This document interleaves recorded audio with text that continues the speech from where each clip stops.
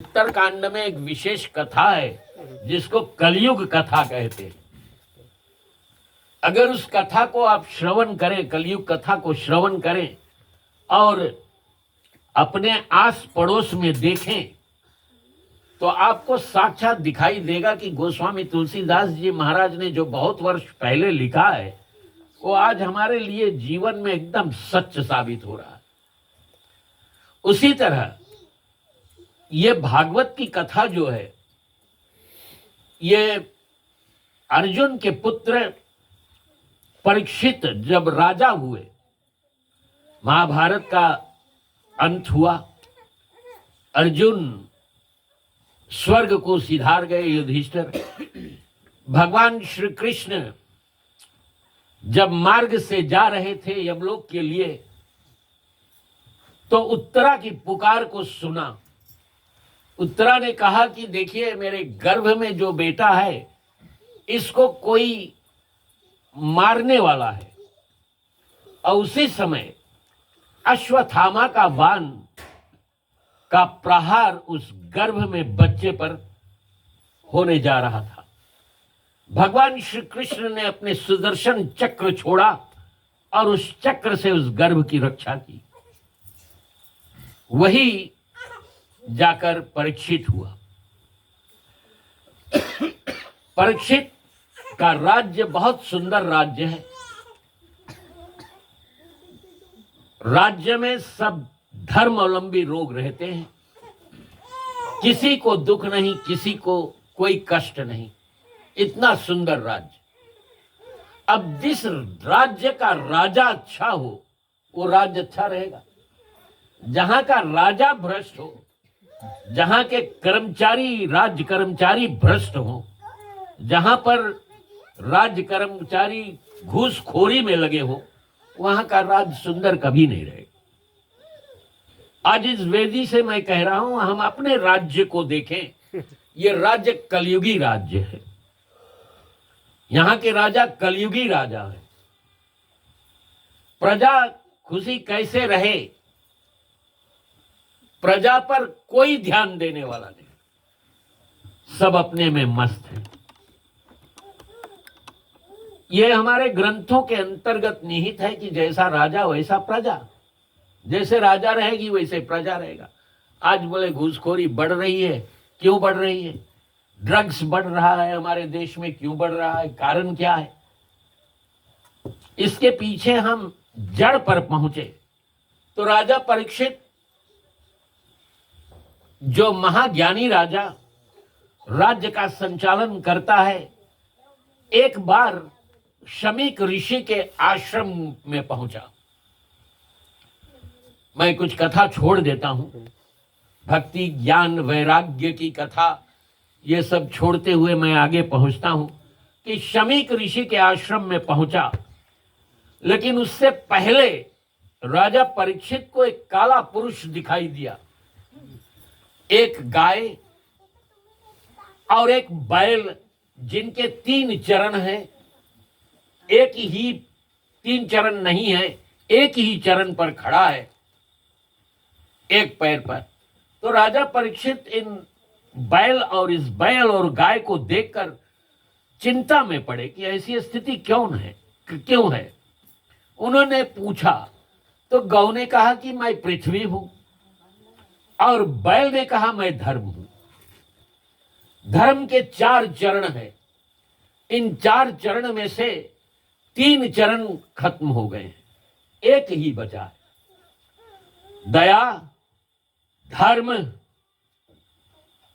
और अर्थ मोक्ष। अब इसमें से एक ही चरण केवल बचा हुआ है। राजा परीक्षित चिंता में पड़ गए कि हमारे राज्य में ऐसी स्थिति, यहां पर तो एक काला पुरुष है। वो काला पुरुष हंसकर कहा कि राजन, अब मेरा समय आने वाला है, अभी आया नहीं है, मेरा समय आने वाला है, और मेरे आने पर धर्म के ये 4 चरण जो है ये चले जाएंगे। आज हम यहां देखें हम लोग की कथा कितना टाइम शुरू करेगा? 7:30 बजे, समय 8:30 बजे। हम लोग अपने समय पर कभी नहीं रहेंगे, एक ये लिखा हुआ बात है पहले से। तो भाई हम लोग समय पर नहीं, भगवान जोन करे सब अच्छा के लिए करे, सब परमात्मा कराने वाले हुई सोई जो राम रचि राखा। परमात्मा जो रचते हैं वही होगा, उससे एक पल इधर उधर नहीं। तो भगवान का रचना, भगवान का लीला अद्भुत है। भगवान श्री कृष्ण की लीला तो 16 कलाओं से भरी हुई है। 24 अवतार का वर्णन है। 24 अवतारों में 2 अवतार पूर्ण अवतार माने गए हैं। एक है भगवान श्री राम का अवतार, दूसरा है भगवान श्री कृष्ण के अवतार।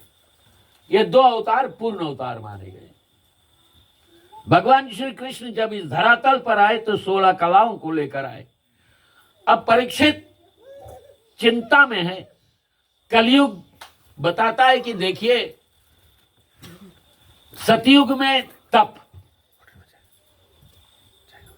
उसके बाद में त्रेता में यज्ञ जाप, द्वापर में दान और तप की विशेषता रही है। लेकिन कलयुग सम युग नहीं। मैं जब आऊंगा तो बहुत सहज में लोगों को भक्ति मिल जाएगा। सहज क्या? बोले कलयुग केवल नाम आधारा, सुमिर सुमिर नर उतर ही पारा। कलयुग में नाम की महिमा है। इंसान चाहे पूजा करे, जप करे, तप करे, नहीं करे, कुछ नहीं करे, केवल राम का नाम ले, केवल कृष्ण का नाम ले। इसलिए हम लोग जब कभी भी मिलते हैं एक दूसरे से क्या करते हैं? राम राम, जय सिया राम ना। इसलिए ये सबसे सहज मंत्र है। और उससे सहज मंत्र पंचाक्षरी मंत्र जो हमारे भागवत पुराण के अंतर्गत बताया गया है, ओम नमो भगवते वासुदेवाय। तो कलयुग कहता है कि मेरे जैसा युग नहीं होगा। लेकिन राजा परीक्षित कलयुग के अवगुणों को तौला, अवगुणों को सुना और गुणों को सुना। दोनों सुनने के बाद में न्यायी राजा कलयुग को रहने के लिए स्थान दिया कि चलो हम तुम्हें स्थान देते हैं, कहां कहां तुम रहोगे। एक पहला स्थान उन्होंने दिया कि ठीक है, तुम कलयुग वहां रहो जहां लोग जुआ खेले, जुआ खाने में।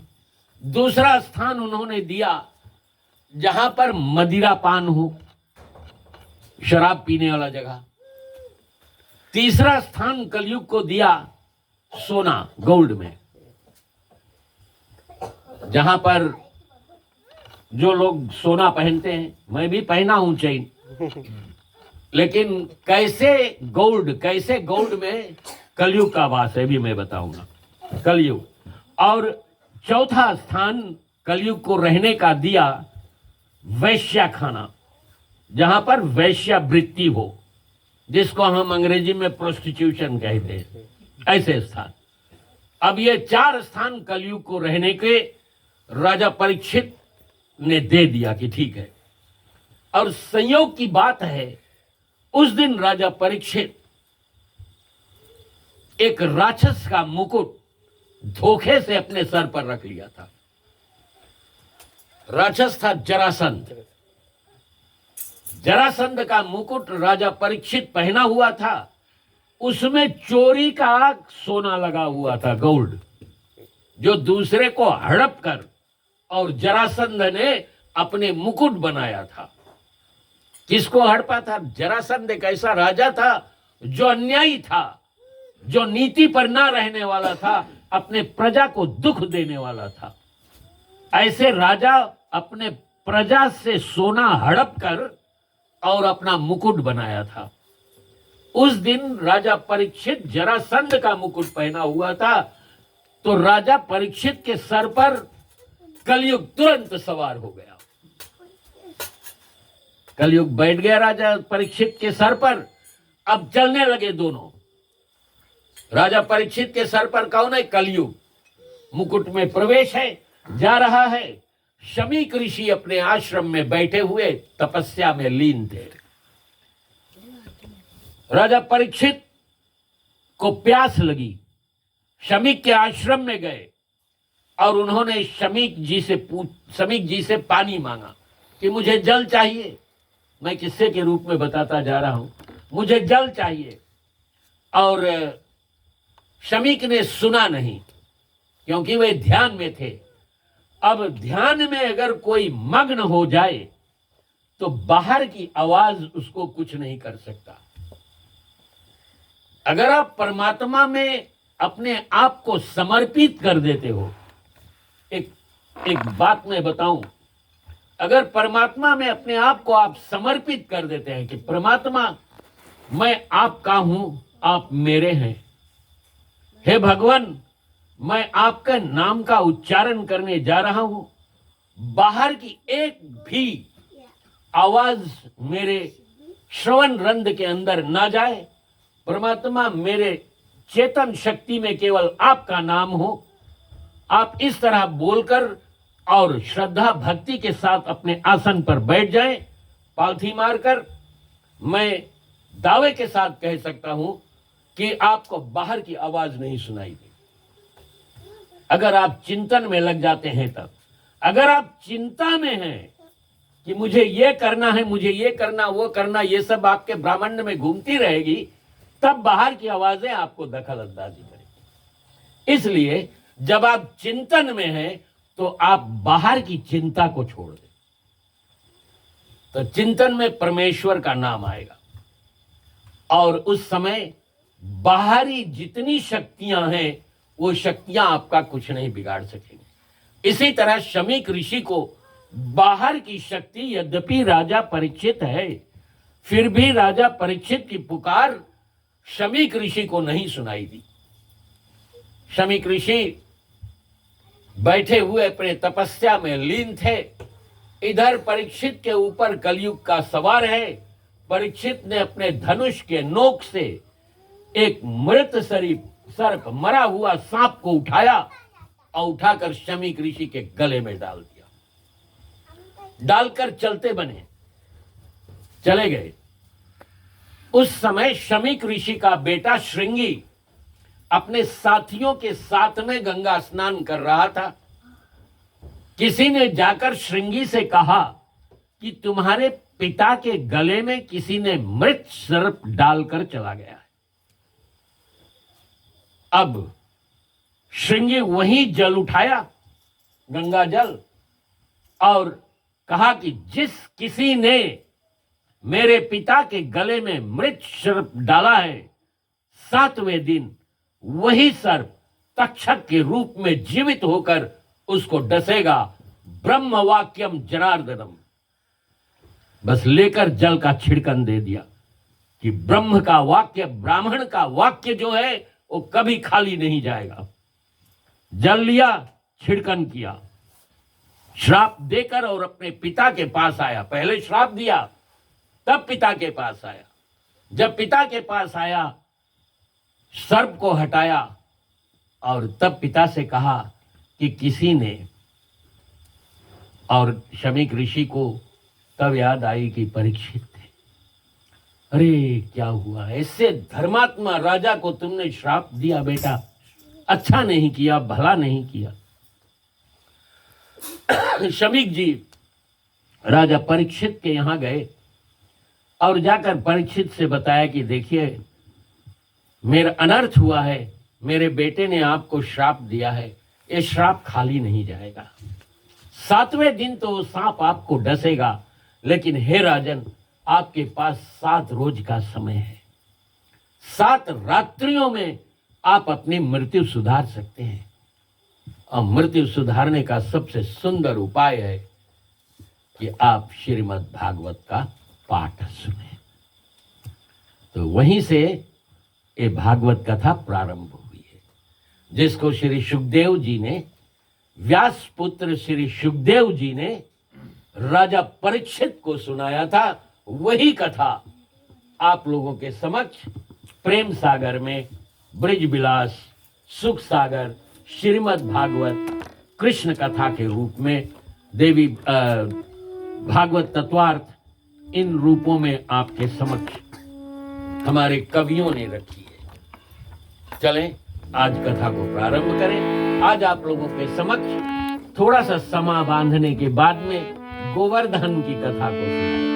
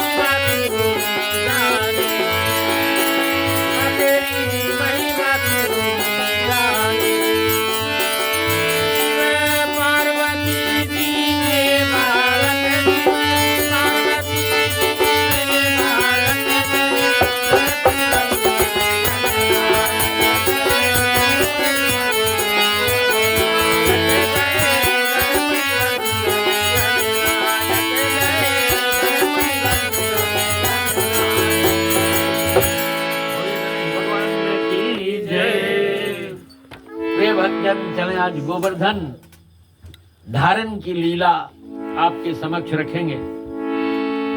गोवर्धन कौन सा पर्वत है? रामावतारी के समय में जब भगवान श्री राम का अवतरण हुआ था तो उस समय रामेश्वरम से लंका तक सेतु बांधा जा रहा था। सेतु बांधने के बाद बंधते समय बानर सभी दिशाओं से बड़े बड़े पत्थर लाते थे। नल और नील, रा और माँ लिखते थे, पत्थर छोड़ा जाता था, पत्थर अपने में जुट जाते थे और इस तरह से सेतु बनता चला।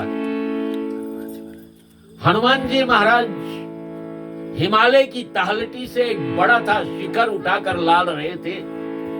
उस समय वे मथुरा पहुंचे और जब मथुरा के समीप में पहुंचे तो उसी समय भगवान श्री राम का आदेश हुआ कि जो कोई भी शिला लेकर आ रहा है उस शिला को वहीं पर रख दो, क्योंकि सेतु बंधन में अब और शिलाओं का काम नहीं है।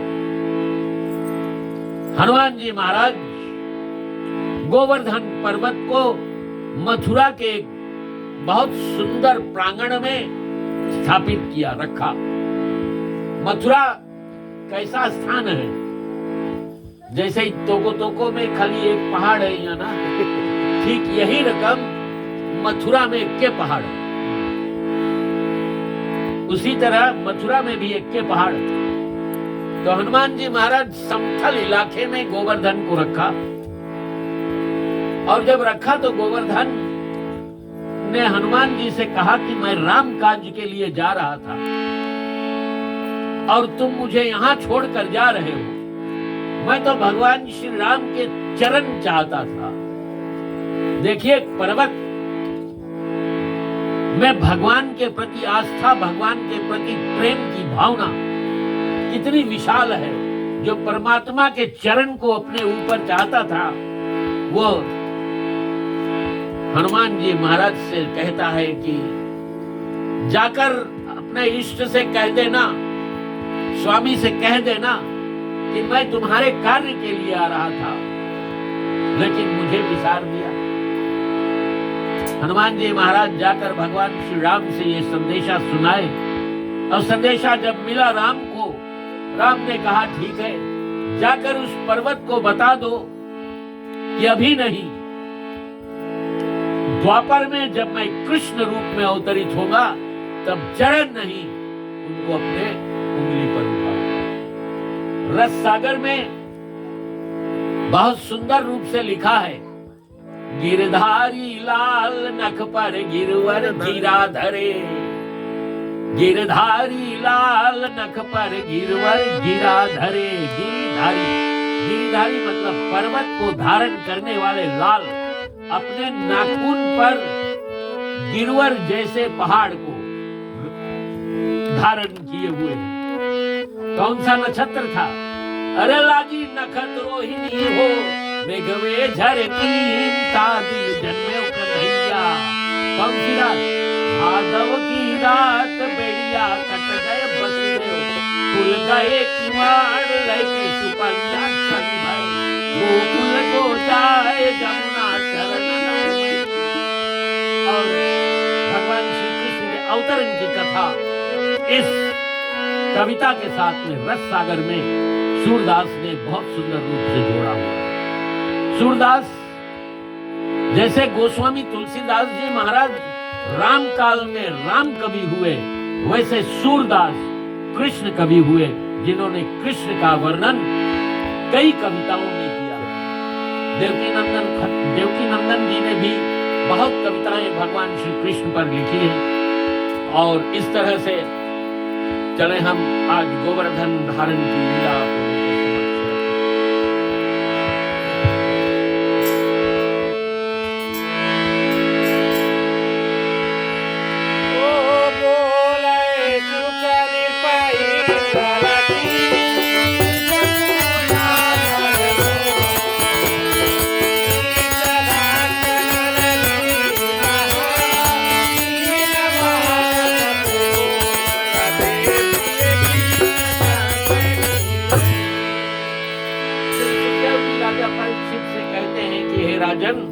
सुनो।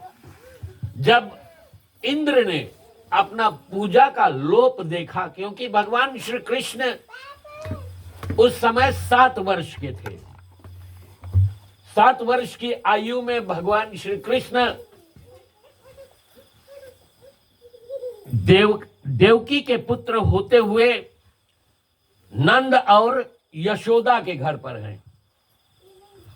नंद और यशोदा मथुरा में रहते हैं और वहां पर मथुरा में जब कभी भी बाढ़ का पानी चढ़ता है, यमुना का पानी जब ऊपर आ जाता है, तो एक ही स्थान बचने का है लोगों का, और वो स्थान है गोवर्धन, और कहीं नहीं। अभी मान लो यहां पर एक ज्वार भाटा है तो लोग कहां भागेंगे? यही पहाड़ ना, तभी उस जगह हमें जना गवर्नमेंट रिजर्व कर दी। तो इसी तरह गोवर्धन जब मथुरा में बाढ़ का पानी यमुना से ऊपर आ जाए, वैसे तो होता नहीं जल्दी। दो नदियां हैं, एक यमुना, दूसरा गंगा, जिनमें पहले बाढ़ कभी चढ़ता नहीं था, लेकिन अभी बोले कौन सी भाई बादर फट गए ना। कभी सुना रहा कोई जन की बादर फटा? ये कलयुग के एक प्रकोप है। ये सब कलयुग के समय है, क्योंकि जैसे जैसे पाप का बोझ बढ़ता रहेगा, तैसे तैसे हमारे समक्ष महामारी, हमारे समक्ष लोगों के चेतन शक्ति ब्रह्मांड का विकास कम होगा, लोगों में बैर भाव बढ़ जाएगी, मित्र मित्र ना होकर आपका दुश्मन बन जाएगा, आपका पड़ोसी आपसे प्रेम के सिवाय झगड़ा करेगा। ये सब चीजें हमारे सामने आती रहेंगी, क्योंकि ये कलयुग है। तो इंद्र ने देखा कि अभी तक वारिश के लिए मेरा पूजन किया जा रहा था।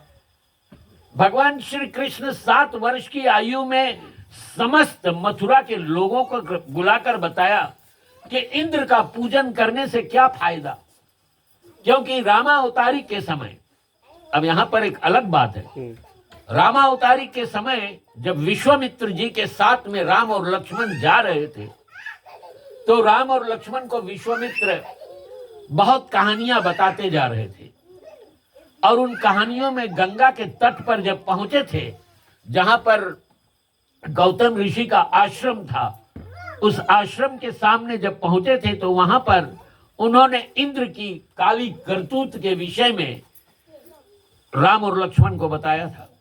लक्ष्मण उस समय इतने क्रोधित हुए थे कि अपने ओठों को दांते तले काट लिए थे कि इंद्र ने अहिल्या के साथ में उनका सतीत्व किस तरह से भंग किया था। अगर मैं उस पर बोलता जाऊं तो ये बहुत बड़ी कहानी है।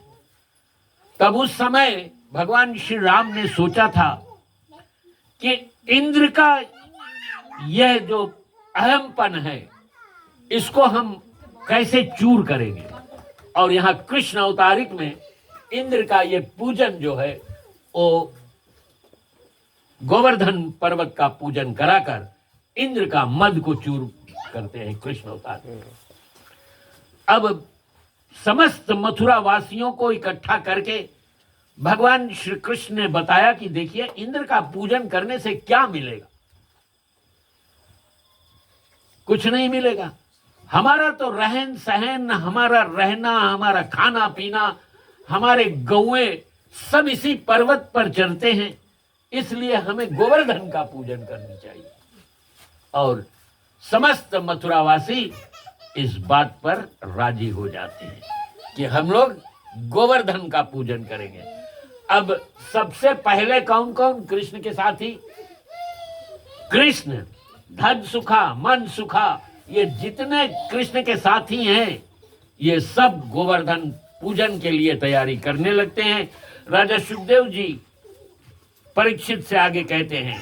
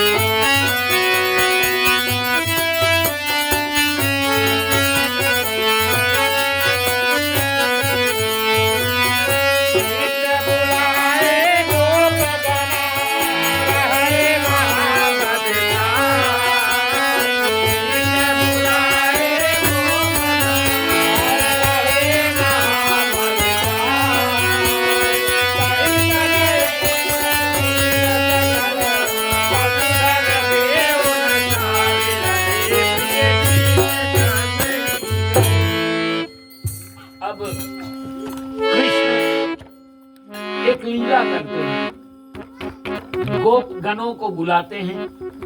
कृष्ण बुलाए गोप गना, रहे महामद छाए, तही सन हे गण तिन सकल, पशुधन देव नशाए। इंद्र का प्रकोप, इंद्र कहता है कि जितने भी ब्रजवासी हैं, उनके जितने पशु हैं, इनको नाश कर डालो।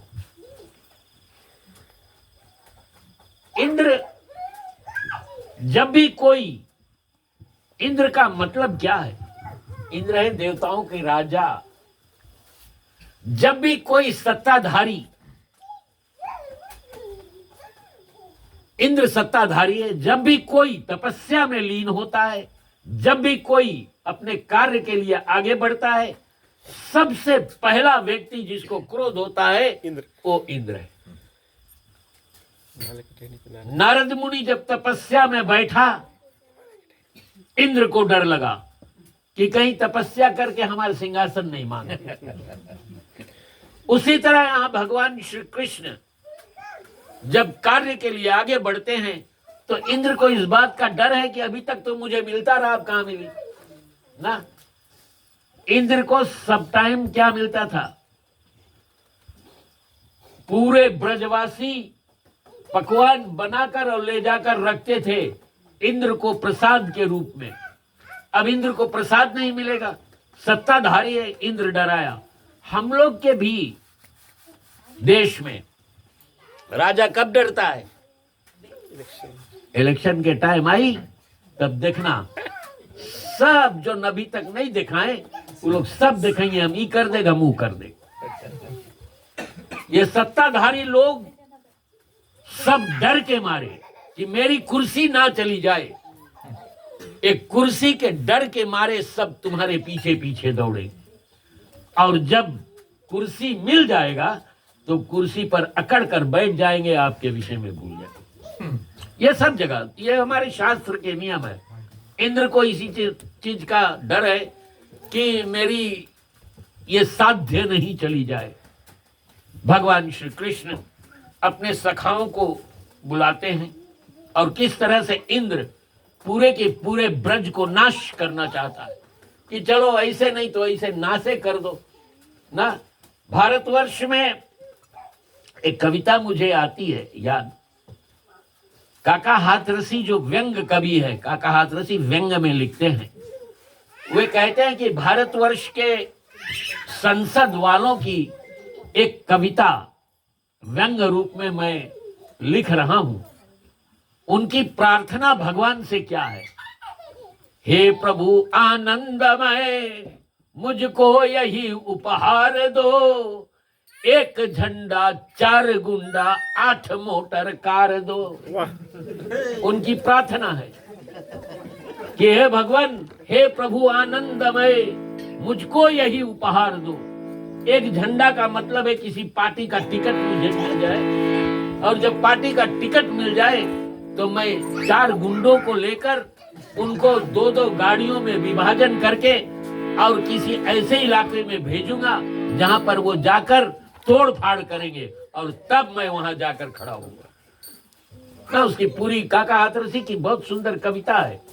वे व्यंग में लिखते हैं, हास्य रस में, आप हंसेंगे लेकिन उसके भीतर का जो गुण है वो गुण आप सुनेंगे ना। एक कवि और लिखता है, शुक्ल जी लिखते हैं, जब भगवान श्री राम और लक्ष्मण को पालने में सुलाया गया तो श्री शुक्ल जी लिखते हैं कि पालने में राम व लखन जी सुलाए गए, सोते ही करुणा निधान चुप हो गए। पालने में, झलुआ में राम और लक्ष्मण को सुलाया गया, सोते ही जैसे छोड़ा गया, करुणा निधान राम को कहते हैं, राम तुरंत चुप हो गए। परंतु लखन लाल ऐसे रोए कि धरती और गगन कांप उठे। लखन इतना रोए कि धरती और गगन कांप उठे। वैद्यराज आए करके यतन हार गए। वैद्य आए, डॉक्टर, यतन करके हार गए ना। धरती गगन काप उठा, वैद आया यतन करके हार गया, लेकिन लखन चुप नहीं हुए। तब क्या हुआ? वशिष्ठ जी आए, लखन को उठाया और राम के चरणों में लिटाया, तो लखन लाल चुप हो गए। उनका स्थान राम के चरण था।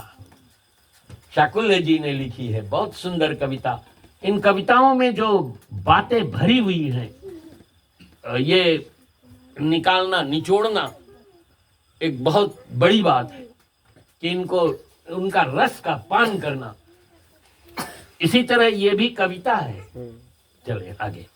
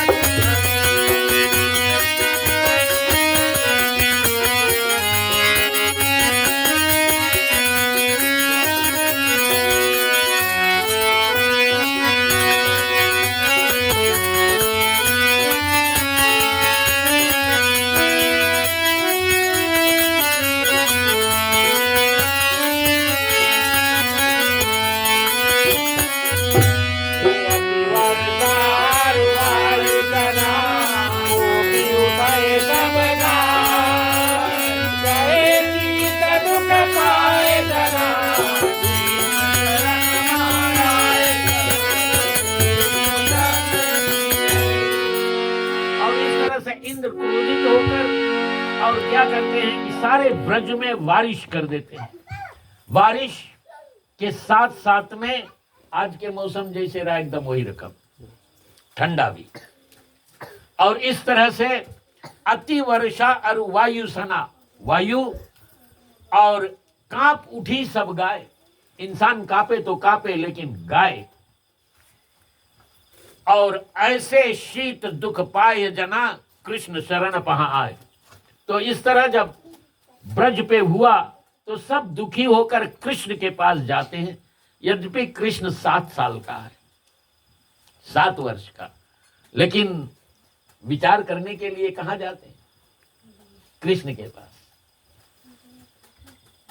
एक बार नंद जी से कहा गया कि कृष्ण मायावी है। तो कृष्ण ने कहा, कृष्ण के विषय में नंद जी ने क्या कहा कि देखिए, जब गर्गाचार्य जी ने भगवान श्री कृष्ण की रास बैठारी थी और जब उनकी कुंडली बनाई थी, तो उन्होंने कहा था कि एक अद्भुत बालक रहेगा। तो इसलिए कृष्ण की कुंडली बनाने वाले पुरोहित गर्गाचार्य जी थे। ये हमारे भागवत के अंतर्गत बहुत सुंदर रूप से निहित है कि गर्गाचार्य जी ने उनकी कुंडली बनाई थी। कितने लोग हैं यहाँ जिनके पास कुंडली है? अगर कुंडली है तो ठीक है, नहीं है तो भैया देखो, कुंडली अगर आप बनाते हैं तो कुंडली में आपके आगामी वर्ष में क्या होने वाला है, आपके ग्रह नक्षत्र कहाँ कहाँ पर स्थित रहेंगे, इसके विषय में आप जान सकें। इसलिए जब बच्चा जन्म लेता है तब उसके लिए पत्रा खोला जाता है, और पत्रा खोलने के बाद तब कुंडली देखी जाती है कि अमुक ग्रह किस स्थान पर रहेगा और इस पर उसका क्या प्रकोप पड़ने वाला ना। अभी नहीं दिखाया जाए, नहीं तो पहले बोले मूल नक्षत्र में कोई पैदा हुए तो उसके चेहरा नहीं मांगो देखो ना। अभी तो कोई बगल में खड़ा रहे बोले वेलकम द बेबी ना। तो हम लोग साइंस की तरफ, हम लोग आधुनिक युग की तरफ बढ़ रहे हैं, लेकिन हमारे शास्त्र की जो बातें उनको हम भूल रहे हैं। इसलिए हमेशा एक बात याद रहे कि ये जिंदगी भागवत जिंदगी के विषय में है। ये जिंदगी क्या है, कितने दिनों के मेहमान हैं मैं इस धरातल पर, क्योंकि हम जहां हैं इस जगह का नाम मृत्यु लोक है। यहाँ कुछ होए और नहीं होए बात अलग है, एक चीज होगा, सब चले जाएंगे। और जाओगे तो क्या लेकर जाओगे? हम लोग कोई चीज लेके जाए भैया, वो एमजी नहीं जाई संगे ना, कोई चीज नहीं जाई। जाओगे जब यहाँ से कुछ भी न साथ होगा, 2 गज कफन का टुकड़ा तेरा लिबास होगा, बस और कोई चीज नहीं रही। इसलिए हमेशा एक बात याद रखे कि भगवान को अपना परम मान ले, अपना हितैषी मान ले, अपना मित्र मान ले। जो भगवान को, परमात्मा को, परमेश्वर को तुम जिस किसी धर्म में हो, तुम मसीह पालन करने वाले हो उसमें मजबूत रहो, तुम सनातन धर्मी हो इसमें मजबूत रहो, लेकिन जिसमें जन्म लिए हो उसी में मर जाओ। किसी भी मजहब, संसार का कोई मजहब, कोई धर्म खराब नहीं है। जितने धर्म सब अच्छा है, सब परमात्मा से मिलने का मार्ग बता रहे हैं, लेकिन हम लोग खराब है। हम लोग एक दूसरे से वैर भाव, क्यों? क्योंकि हमारे ग्रंथ में इंद्र तो सबसे बैर करत रहा। तो हमारे ग्रंथ में कृष्ण से बैर करने वाले कौन? इंद्र। पूरे के पूरे ब्रज को डुबाना चाहा, वहां के गौओं को भी मारना चाहा इंद्र। तो इंद्र अपने मद अभिमान, जब इंसान में घमंड आ जाए तब जान जाना कि इंसान का समय। इंद्र घमंडी है, इसलिए इंद्र की कथा हर जगह पर, हर ग्रंथों में आती है, ताकि इंसान इंद्र को देखकर अपना घमंड चूर करे। हम लोग जब तक अहंकार में रहेगा कि ना हम नहीं होता ही काम नहीं होता, हम लोग कभी कभी सोच लेता ना हम नहीं रहता नहीं होता, लेकिन भैया कभी ये बात नहीं सोचे हम नहीं होता तो नहीं होता ना। काम होगा, आप नहीं रहोगे दूसरे रहेंगे, क्योंकि इंसान जब से जन्म लेता है तब से सर पर कफन बांध कर जन्म लेता है। समय आने पर वो कफन खोली जाएगी, और जब वो कफन खोली जाएगी तो आपका शरीर पार्थिव होगा और एक शव पेटी में रखी हुई होगी, और रास्ता कहाँ होगा? रेवांगा शमशान होगी। चलो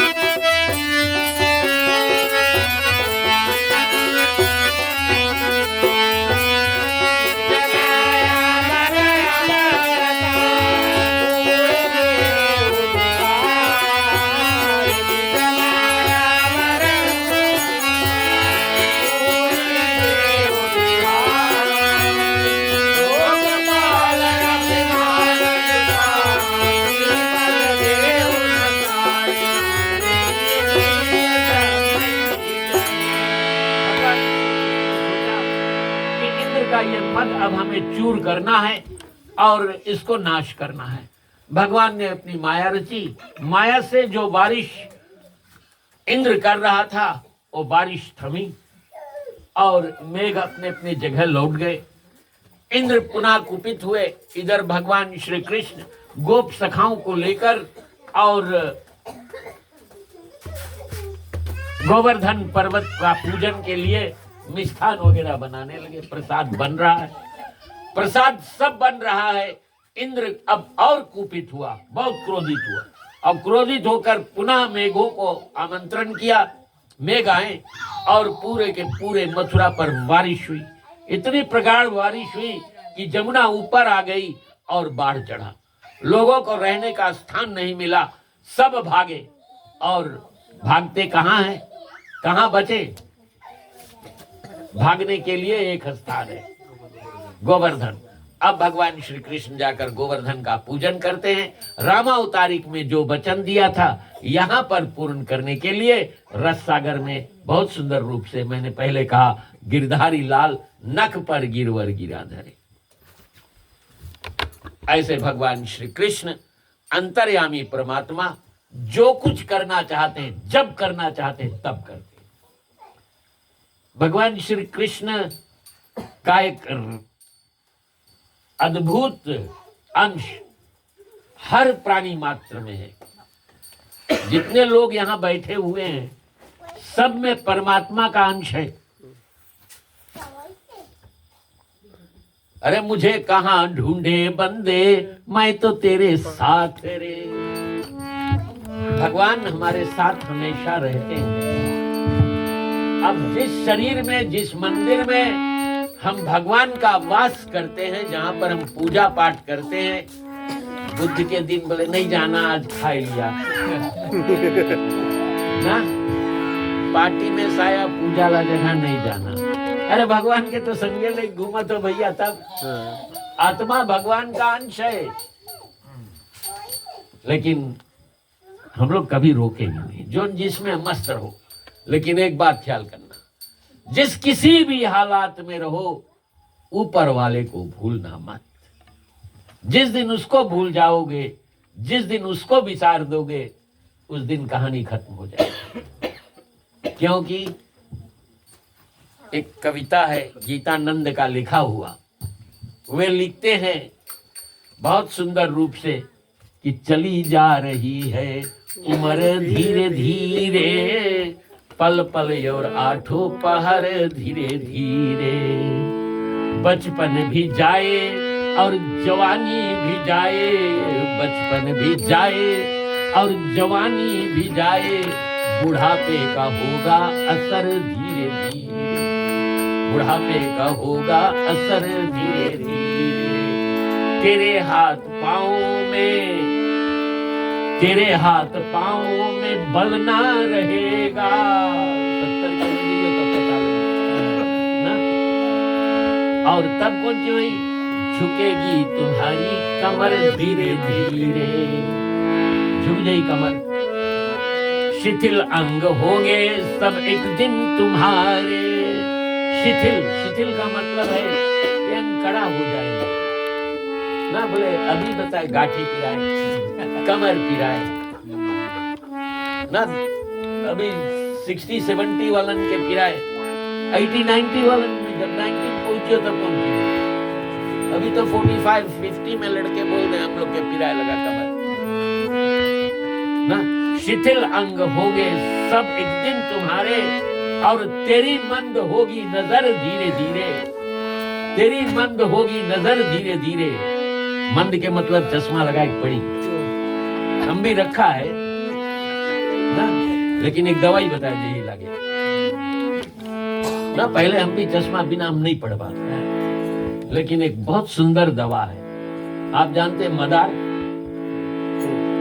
मदार, मदार का दूध आंख में नहीं छोड़ना।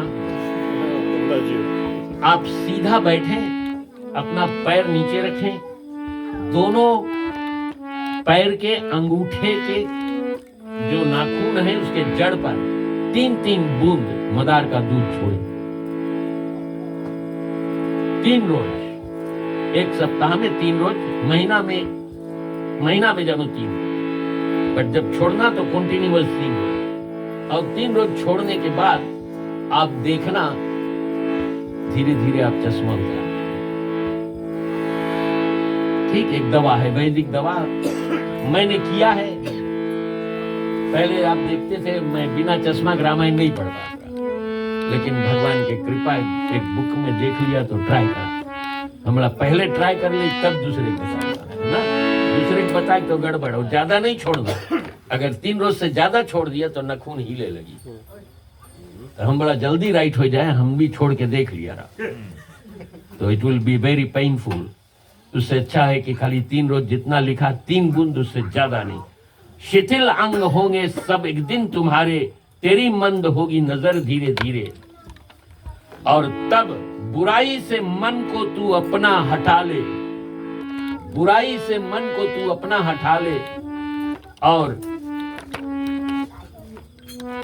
तो संवर जाए तेरा जीवन धीरे धीरे। बुराई हम लोग कहीं बैठता भैया 4 घर के बाद,